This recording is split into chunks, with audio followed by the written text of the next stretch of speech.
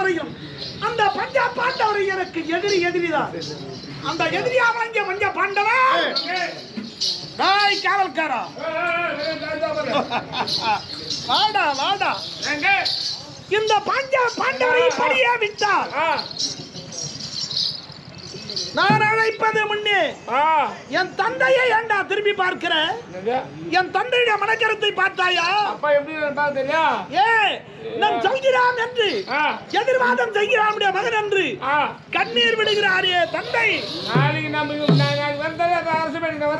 இருந்த போதிலும் இந்த பஞ்ச பாண்டவர் இளமை முதல் கண்டு எனக்கு அன்னவர் எதிரிதான். ஆமா, அன்னவரை அழைக்க வேண்டும்.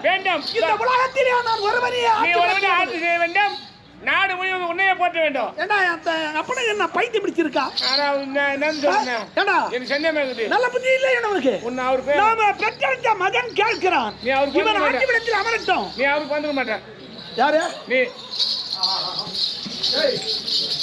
அவனுக்கு வந்துருக்க மாட்டான்.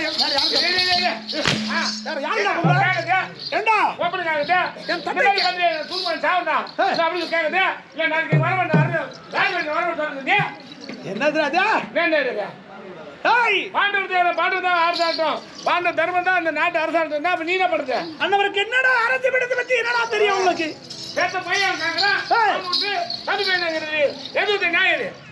என் தந்தை யாவளைக்கு சொல்வது நியாயமா? எந்த விதத்தில் நியாயம்? என்ன இருக்கு?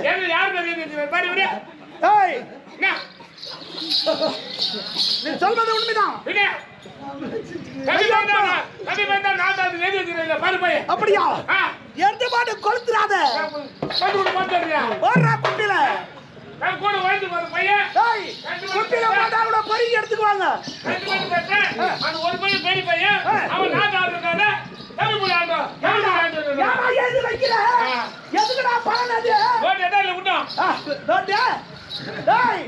என்ன ஒரு எழுதிய அந்த பொக்கிஷத்தை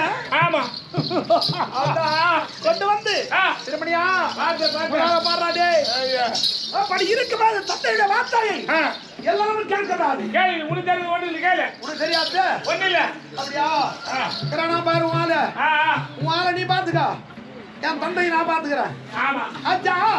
அப்பா கண்மணி துரியோதனா, நல்ல முறையோடு கேட்கிறேன். அந்த வீணா போன காவலன் பேச்சை கேட்காது. நான் மற்றவருடைய வார்த்தை நான் கேட்பவன் அல்ல.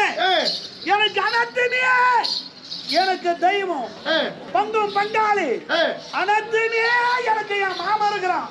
இந்த காவல்கார பையனுடைய வார்த்தையை கேட்பான. கண்மணி துரியோதனா, எளிதான